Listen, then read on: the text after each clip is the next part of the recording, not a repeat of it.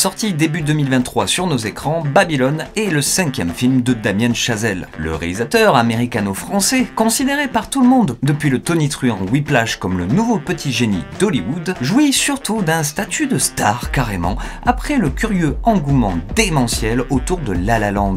Ainsi, Damien Chazelle, après autant d'éloges, reçoit aujourd'hui avec son titanesque Babylone, et c'était plutôt prévisible, son exact contraire.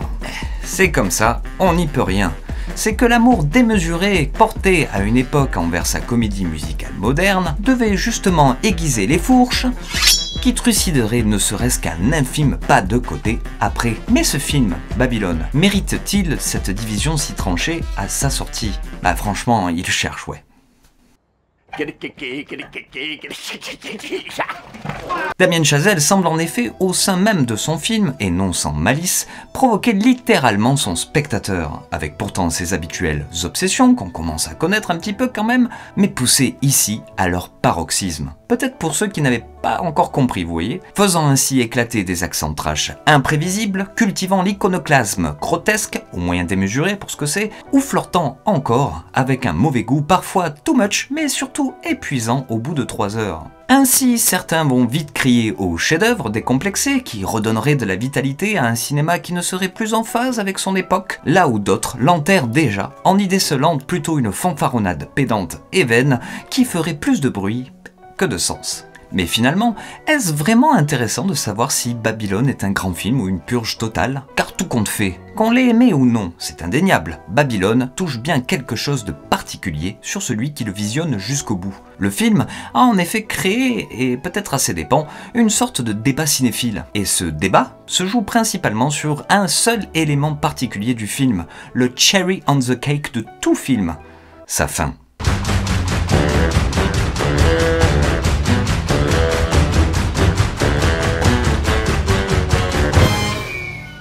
D'abord, résumons un peu ce que raconte Babylone avant cette fin si décriée. Du long de ces 3 heures, Babylone est bien une sorte de fresque chorale portant sur le thème du Hollywood sauvage des années 20, un Hollywood des premiers temps un peu bancal et foutraque que l'on traverse tambour battant en suivant plus ou moins 5 personnages qui vont voir leurs conditions de saltimbanque libre et dégénérée se faire lentement contraindre par l'arrivée du parlant dans la fabrication d'un film.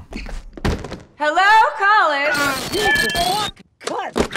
Dans Babylone, on voit alors des fêtes dantesques, hyper impressionnantes, des tournages de films hystériques, frôlant parfois l'absurde, des scènes cheloues, puis d'autres scènes cheloues, pas forcément utiles, tout ça dans une réalisation survitaminée qui peut faire penser au Scorsese sous coque des Affranchis, mais où t'as l'impression que tout le monde est en roue libre en même temps que c'est hyper maîtrisé.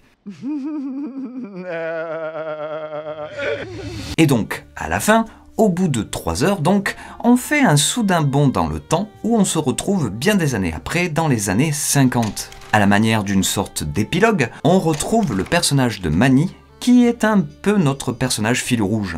Avant, en effet, nous avons suivi toute son histoire de rise and fall classique, le faisant passer de larbin jusqu'à devenir producteur, avant de devoir finalement s'enfuir d'Hollywood après un enchaînement de péripéties enchaînant sa chute. Au bout du chemin, donc, on le voit revenir avec sa femme et sa fille à Los Angeles pour qu'il leur montre où il travaillait 30 ans plus tôt.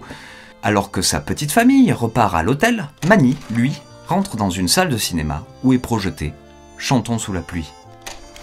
Alors, comme ce film raconte précisément cette époque du passage du muet au parlant, Manny ne peut s'empêcher d'être ému devant des scènes a priori comiques, car lui rappelant ses propres souvenirs de l'époque. Cette fin de Babylone peut alors commencer et se jouer en 3 temps. Premièrement, nous sommes donc avec Manny et on suit sa réaction face aux références inconscientes que fait donc Chantons sous la pluie sur sa vie personnelle. Des références que nous, spectateurs, reconnaissons aussi, puisqu'ayant assisté à son histoire avant dans le métrage. C'est l'air de rien une scène vraiment très maligne. En effet, c'est assez jouissif de se voir offrir comme ça ce jeu qu'on n'avait pas vu venir jusqu'ici et qui consiste à nous inviter à lire un film bien existant dans notre monde, Chantons sous la pluie, mais par le prisme d'un personnage, Manny, et d'une histoire fictive. Une idée méta assez cool, faut le dire, et plutôt satisfaisante objectivement, pour justement rendre hommage aux vraies histoires qui ont inspiré ce chef-d'œuvre. Damien Chazelle invitant ainsi à considérer que la réalité fut probablement plus complexe, voire parfois plus dramatique que ça, et que donc Chantons sous la pluie, sous son vernis, garde quand même cette part de vérité quelque part. Donc voilà, super conclusion, bien faite, sans bout de gras, un peu ironique, un peu émouvante, qui fait réfléchir, voilà, super. Mais non, ça continue. La caméra se décroche alors de ce personnage pour descendre d'un étage et pour présenter le public hétéroclite assistant à cette même séance. Chacun a une réaction différente face au film et représente chacun un stéréotype différent aussi. La caméra de Chazelle en travelling arrière s'approchant de plus en plus de l'écran de projection finalement, marquant une pause à chaque nouvelle personne ou groupe de personnes, pour finalement faire un mouvement zénithal qui réduit ces personnes en une foule bien rangée, assise dans une salle de cinéma. Cette deuxième partie pourrait aussi très bien conclure Babylone. Elle a en effet valeur d'ouvrir le film, comme on ouvre un débat à la fin d'une dissertation, en élargissant le spectre jusqu'à nous, le spectateur du film. Ce que ça dit, c'est que Mani, en regardant le film, expérimente le même processus qui se joue en chacun de nous, avec notre propre vécu et nos propres références face à une œuvre d'art, et ici en l'occurrence un film. Un processus intérieur important qui fait que l'on continue à s'enfermer dans une salle obscure avec des étrangers pour l'éprouver. Point. Fondu au noir, générique. Damien, ta fin a été un peu cheesy, mais c'est quand même touchant. Bravo.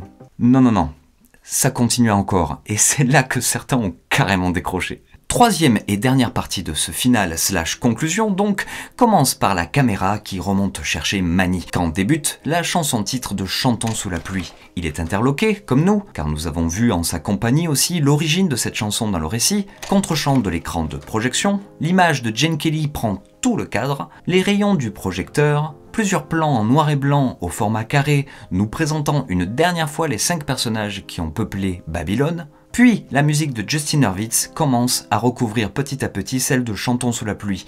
L'image se colorise et prend progressivement tout l'espace de l'écran. Ainsi démarre le si décrié montage de certains moments qu'on vient de voir dans Babylone, s'enchaînant ensuite avec le montage frénétique de plein de plans de l'histoire du cinéma, allant du cheval de Muybridge jusqu'au Ikran d'Avatar et se concluant par le plan de Bergman dans Persona, pour partir finalement dans un amalgame de couleurs primaires et autres fluides chimiques, tout ça en rythme avec la musique se voulant de plus en plus chaotique, un festival de bruit et de couleurs mélangeant des images de Babylone et d'autres films qui s'arrêtent net. Sur le gros plan de Mani, le son plus faible de la projection en fond, ses larmes ne coulent plus, il amorce un sourire, note finale tonitruante du Big Band, écran noir, fin. Alors bon, voilà. Il y a plusieurs choses dans cette fin qui provoquent en effet les réactions critiques que j'ai mentionnées au début de cette chronique. D'abord, il y a cette impression que c'est interminable. Et oui, comme on vient de le voir, chaque partie qui articule cette fin pourrait conclure le film à elle-même. Pourtant, on n'a pas le temps d'en digérer une que Chazelle enchaîne déjà avec une autre pour rajouter à son propos. Mais allez, pourquoi pas, après 3 heures de film, on pourrait pardonner peut-être cette énième longueur. Sauf qu'il y a cette troisième partie. Elle nous paraît à première vue comme ça, comme une redite de ce qu'induisaient les autres parties sur le discours de Chazelle concernant son sujet principal, le cinéma. Pire encore, cela peut sembler surligner naïvement un truc qu'on pouvait comprendre par soi-même avant. C'est d'ailleurs comme ça que les mauvaises langues ont conclu à une fin digne d'un étudiant de cinéma un peu prétentieux. Pourtant, d'un autre côté, ce montage impromptu remporte l'adhésion d'un tout autre public, peut-être plus jeune, mais surtout moins désabusé. Pourquoi ? Why? Why? Because it feels less alone there.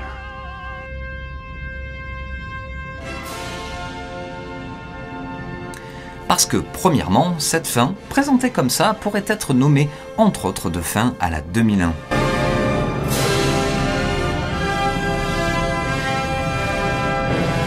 Encore plus que celle de fin à la Cinéma Paradisio, auquel on pense aussi. Une façon de conclure son film qui est un peu désuète aujourd'hui, on va pas se mentir. En 1968, Stanley Kubrick concluait son film de SF révolutionnaire, qui deviendra plus tard une pierre angulaire de ce genre au cinéma, par une séquence de trip multicolore de plusieurs minutes censée illustrer un voyage intersidéral vers Jupiter. Mais Kubrick, ayant façonné tout son film en essayant d'éjecter tout ce qui pourrait rationaliser ce qui se passe à l'écran, force en fait son spectateur à être actif devant ces images. Car 2001 l'Odyssée de l'espace est justement un film qui peut vite ennuyer si on n'y met pas de soi pour comprendre un tant soit peu ce qui se passe devant nous. Ainsi, ce final halluciné provoqua en fait le début de ce qui fera que le film sera un carton.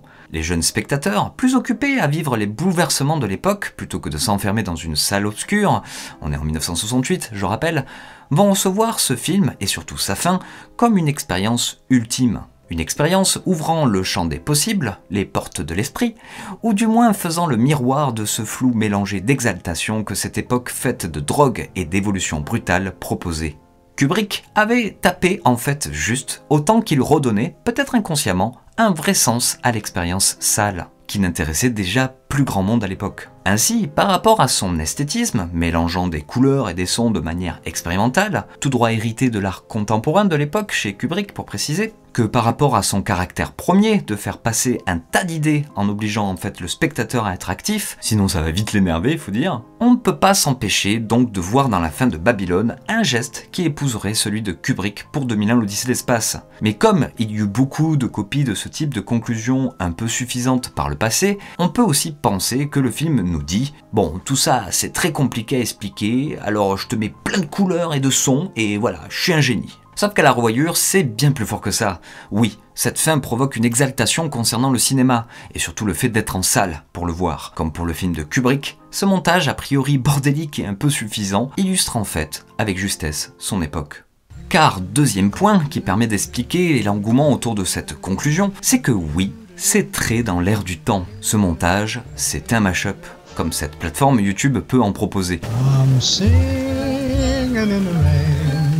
Just singing in the rain, what a glorious feel, and I'm happy again. En empilant ainsi les références, Chazelle rend finalement compte de comment le nouveau spectateur vit toutes ces images dans ce monde actuel. Il nous invite avec une sincérité désarmante à fêter le cinéma dans toute sa pluralité, bien qu'étant dans un monde qui voudrait, comme ça, dans un dernier souffle, remonter des frontières entre les idées et les gens. Ce film brise ici, avec fracas, le quatrième mur pour nous inclure. Il y mélange ses propres images, non pas pour dire qu'il est du même niveau que les autres, mais bien pour faire renaître l'idée même de cinéma. Comme quoi on participe tous à l'élaboration de ce langage commun depuis les tout premiers films, mais aussi si on commence par celui-là, en 2023. Voilà, on fait partie d'une histoire toujours en marche, même quand on pense qu'elle est finie. Alors la forme est désinvolte, voire grossière, mais comme le film le prône depuis sa toute première image. C'est un trop-plein, une excroissance, symptomatique de l'époque dans laquelle Babylone fut fabriquée. Cette fin n'est alors pas si futile, comme certains peuvent le dire. Elle s'inscrit d'abord dans la lignée des grands mouvements finaux que fait Chazelle dans tous ses films. C'est sa signature, ce qui fait qu'on va l'adorer ou détester.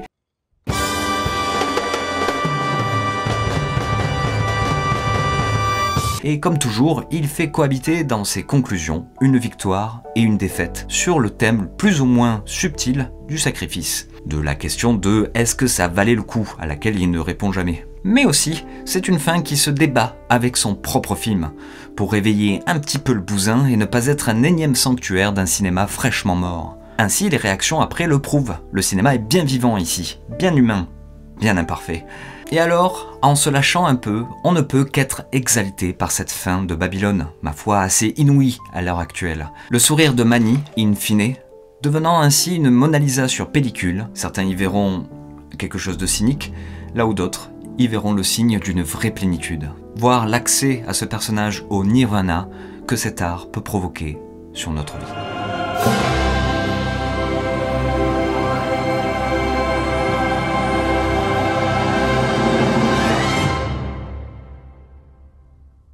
Donc voilà, j'espère que cette chronique vous a plu. Babylone est un film assez stimulant, vous l'auriez compris, que l'on ait aimé ou pas. Et sa fin fait déjà des émules un peu partout, puisque plusieurs vidéos mash-up avec la musique de Justin Hurwitz apparaissent comme ça, comme des petits pains, pour chanter les louanges du cinéma de celui qui a fait ce mash-up. Si je précise ça, c'est que ça faisait donc très longtemps qu'un film n'avait pas provoqué un truc pareil à son spectateur, je trouve.